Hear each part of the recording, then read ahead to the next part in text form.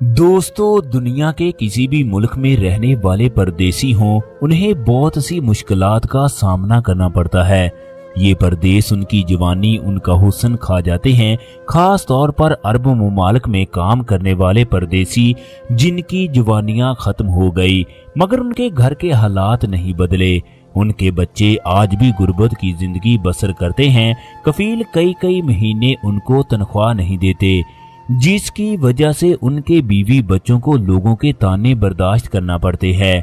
तुम्हारा बाप तो सऊदी अरब में है, जबकि तुम रुपए रुपए को तरसते हो, मगर इन्हें क्या पता वहां पर कैसे रियाल कमाए जाते हैं, कैसे गर्मी में काम करना पड़ता है। इसके बावजूद भी कफील उनकी तनख्वाह देने के लिए तैयार नहीं होते। दोस्तों, आज की इस वीडियो में हम एक ऐसे पाकिस्तानी के बारे में बताने जा रहे हैं जिसको एक सऊदी बद्दू ने पहाड़ी इलाके के अंदर कैद कर दिया। फिर वो उसके साथ ऐसा क्या करता था जिसे सुनकर इंसान के रोंगटे खड़े हो जाते हैं। उस पाकिस्तानी ने बद्दू की बीवी के साथ ऐसा क्या किया जिसकी वजह से उस बद्दू को ये सब कुछ करना पड़ा। फिर उसकी बीवी ने पाकिस्तानी की किस तरह मदद की, फिर वो किस तरह रातों रात वहां से भाग निकला, कैसे उसे दोबारा जिंदगी मिली। ये तमाम तफसीलात आज की इस वीडियो में बताई जाएगी। मोहम्मद वकास, जो कि गुजरात का रहने वाला था, ये 2014 में रोजी कमाने के लिए सऊदी अरब गया। ये किराए के मकान में रहता था। एक बहन की शादी भी करनी थी। ये अपने वालदैन का इंतहाई फरमाबरदार बच्चा था।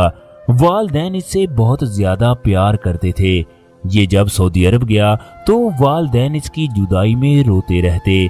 अगर फोन की सहूलियात ना होती तो शायद मोहम्मद वकास के वालदैन जिंदा ना रहते। ये सऊदी अरब की एक बहुत बड़ी कंपनी सऊदी इलेक्ट्रिक सिटी में काम करता था। ये कंपनी पूरे सऊदी अरब में बिजली की फराहमी का काम करती है। इस कंपनी के मुलाजमीन दूर दराज इलाकों में जाकर खंबे वगैरह लगाते हैं। सऊदी अरब ने अपने लोगों को इस कदर सहूलियात फराहम की हैं। अगर किसी सऊदी का घर पहाड़ की चोटी पर है तो वहां पर भी बिजली की फराहमी लाजमी है। इसके अलावा इन लोगों को ये भी कहा गया, अगर वो शहर में आकर रहना चाहें तो सऊदी हुकूमत इन लोगों को बेहतरीन घर और उस घर के अंदर बेहतरीन सामान फराहम करेगी। मगर इसके बावजूद भी ये लोग शहरों में नहीं जाते। ये सऊदी अरब में रहने वाले बद्दू हैं। सऊदी पुलिस भी इनसे डरती है।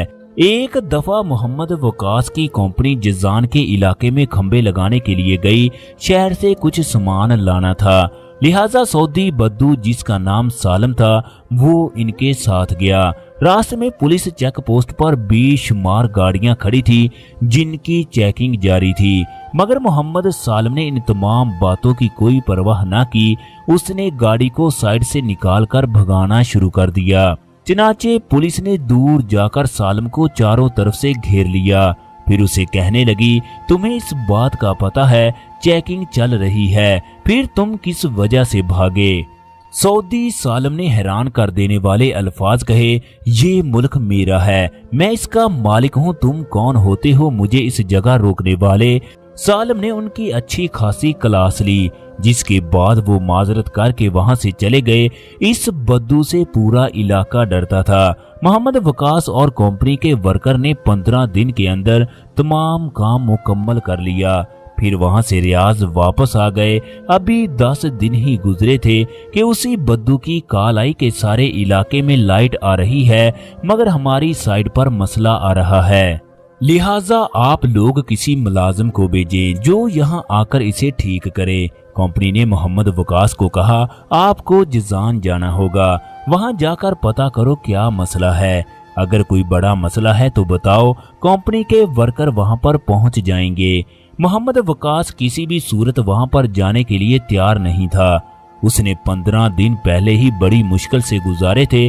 उसे इस बात का पता था कि बद्दू सालम कुछ भी कर सकता है। उसने बहुत बहाने बनाए, मगर इसके बावजूद भी उसे वहां पर जाना पड़ा। मोहम्मद वकास 12 घंटे का सफर तय करके जिजान पहुंचा। जिजान के होटल में आराम करने के बाद ये बद्दू सालम के इलाके में चला गया। वहां जाकर इसने तारों को चेक किया। उसे एक जगह छोटा सा फॉल्ट दिखाई दिया जो उसने ठीक कर दिया। इसके बाद ये कुछ देर आराम करने के लिए इसी जगह पर बैठ गया। पहली बार इसकी नजर सऊदी बद्दू की बीवी पर पड़ी। जब वो दूसरी बार गुजरी तो ये दोबारा उसे देखने लगा। पाकिस्तानियों की ये आदत है, जब तक ये किसी चीज को बार बार ना देख लें तो इन्हें मजा नहीं आता। तीसरी बार मोहम्मद वकास ने उससे पानी मांगा। बद्दू की बीवी ने पानी ला कर दिया। वकास ने मुस्कुराते हुए उसका शुक्रिया अदा किया। बद्दू दूर खड़ा ये तमाम मामला देख रहा था, लिहाजा वो लाल पीला होकर वकास के पास आकर कहने लगा, तुम मेरी बीवी से क्या बातें कर रहे थे?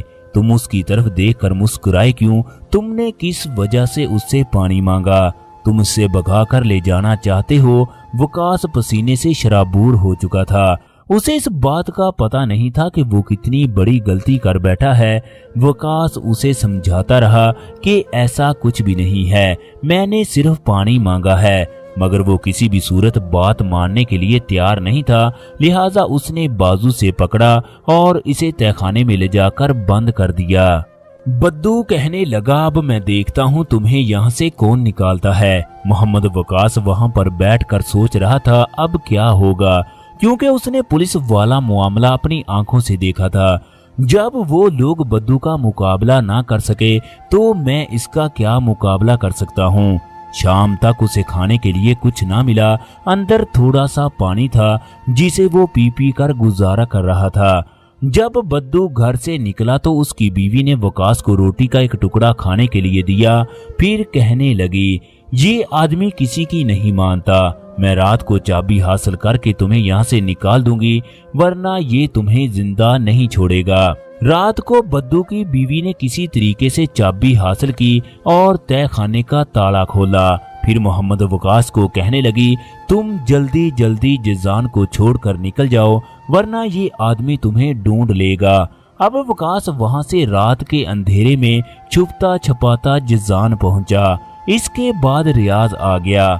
उसने कंपनी वालों को कहा, मुझे कंपनी से निकालना है तो निकाल दो, मगर मैं आइंदा कभी भी ऐसी जगह पर नहीं जाऊंगा। दोस्तों, इसके बाद पता नहीं कि बद्दू ने अपनी बीवी के साथ क्या किया होगा।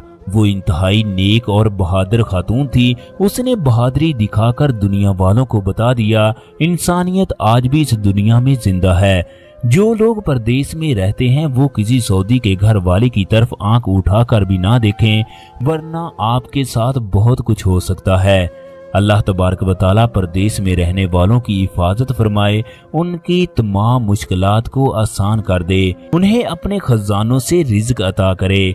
दोस्तों, अगर आज की हमारी वीडियो पसंद आए तो वीडियो को लाइक और शेयर कीजिएगा। अगर आप लोग हमारे चैनल पर नए हैं तो चैनल को सब्सक्राइब करना मत भूलिएगा। शुक्रिया।